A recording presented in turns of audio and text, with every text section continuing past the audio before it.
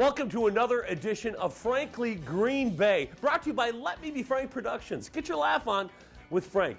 This is her second time on the show because it's so cool. She has a brand new CD out. Ladies and gentlemen, Rändi Fay.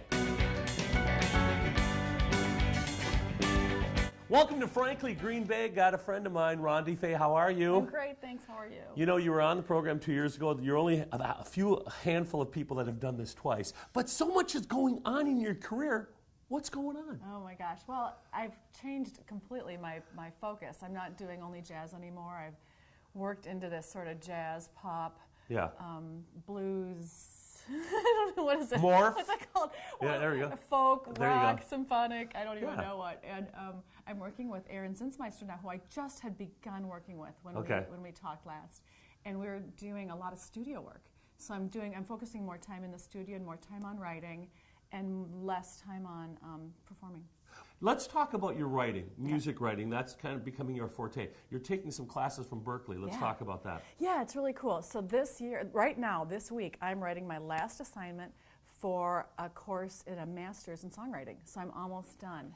And yeah, and I had to kind of scramble to make up for lost time. I didn't go to college for music. Or You're a veterinarian. I'm a veterinarian. Yeah.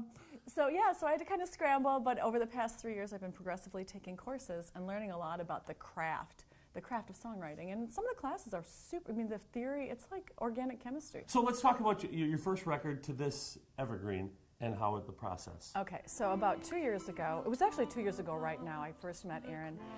He's down at White Raven Audio down in Appleton, and he's the keyboard artist for a Vic Ferrari band, and also a brilliant producer and a brilliant writer. And so I had a bunch of different songs that I'd written in this songwriting course that were all in different genre because I'm ADD and I was like, what are we going to do with these?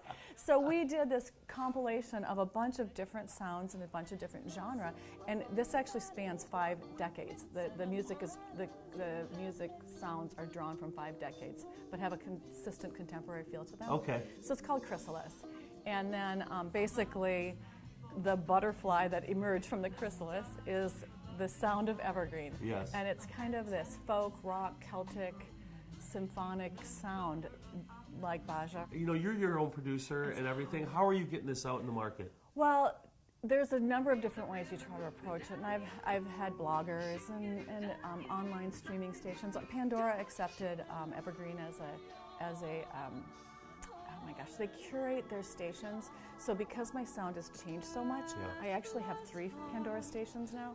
I have one that's based on my jazz, and then one that's based on the Moonlight single that we released earlier that's kind of this really cool piano acoustic sound.